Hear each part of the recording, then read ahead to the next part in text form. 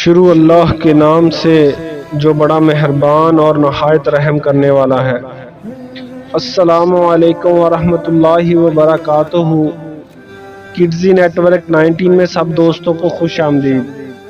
ناظرین، بیان کیا جاتا ہے کہ کسی گاؤں میں ایک صاحب کا اپنی بیوی سے جھگڑا ہو گیا۔ ابھی یہ جھگڑا ختم نہیں ہوا تھا کہ اتنے میں ان کے گھر ایک مہمان آ گیا۔ خاوند نے اسے اپنی بیٹھک میں بٹھا دیا اور بیوی سے کہا کہ فلاں رشتہ دار آیا ہے، اس کے لیے کھانا بنا لو۔ وہ غصے میں تھی، کہنے لگی نہ تمہارے لیے کھانا ہے اور نہ تمہارے مہمان کے لیے۔ وہ بڑا پریشان ہوا کہ لڑائی تو ہماری اپنی ہے، اگر رشتہ دار کو اس بات کا پتہ چل گیا تو خواہ میں خاندان میں بات ہوگی اور خواری الگ سے ہوگی۔ لہذا خاموشی سے آ کر مہمان کے پاس چپ چاپ بیٹھ گیا۔ اتنے میں اسے خیال آ گیا کہ چلو بیوی اگر روٹی نہیں پکاتی تو سامنے والے ہمارے ہمسائے بہت ہی اچھے لوگ ہیں، میں انہیں ایک مہمان کا کھانا پکانے کے لیے کہہ دیتا ہوں۔ چنانچہ وہ ان کے پاس گیا اور کہنے لگا کہ میری بیوی کی طبیعت آج کچھ خراب ہے، لہٰذا آپ ہمارے مہمان کے لیے کھانے کا انتظام کر دیں۔ انہوں نے کہا ٹھیک ہے۔ وہ مطمئن ہو کر مہمان کے پاس آ کر بیٹھ گیا اور مہمان کو کم از کم کھانا تو مل جائے گا جس سے میری عزت بھی بچ جائے گی۔ تھوڑی دیر کے بعد مہمان نے کہا ذرا پانی تو پلا دیجئے۔ وہ اٹھا کے گھڑے کا ٹھنڈا پانی لاتا ہوں۔ اندر گیا تو دیکھا کہ بیوی زار و قطار رو رہی ہے۔ وہ بڑا حیران ہو کر کہنے لگا کہ کیا بات ہے؟ اس نے پہلے سے بھی زیادہ رونا شروع کر دیا۔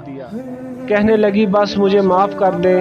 اس کے خاوند نے کہا کہ بتاؤ تو صحیح کہ آخر تمہارے رونے کی وجہ کیا ہے؟ تم ایسے کیوں رو رہی ہو؟ بیوی نے کہا کہ پہلے مجھے معاف کر دیں، پھر میں آپ کو اپنی بات سناؤں گی۔ خیر، اس نے کہہ دیا کہ جو لڑائی جھگڑا ہوا ہے میں وہ اپنے دل سے نکال دیتا ہوں اور تمہیں معاف کر دیتا ہوں۔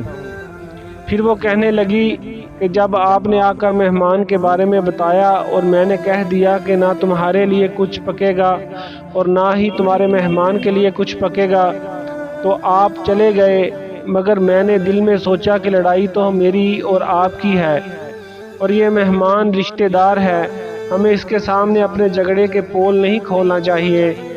چنانچہ میں اٹھی کہ کھانا بناتی ہوں۔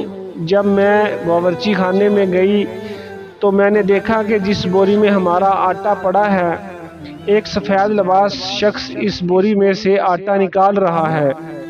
میں یہ منظر دیکھ کر سہم سی گئی۔ وہ مجھے کہنے لگا اے خاتون، پریشان نہ ہو، یہ تمہارے مہمان کا حصہ تھا جو تمہارے آٹے میں شامل تھا۔ اب چونکہ یہ ہمسائے کے گھر میں پکنا ہے اسی لیے وہی آٹا لینے کے لیے آیا ہوں۔ اس واقعے سے ثابت ہوتا ہے کہ مہمان بعد میں آتا ہے جبکہ اللہ تعالیٰ اس کا رزق پہلے بھیج دیتا ہے۔ تو ناظرین، ہمیشہ اپنے گھر میں آئے مہمان کی عزت کیجیے اور انہیں رب کی طرف سے رحمت سمجھیں۔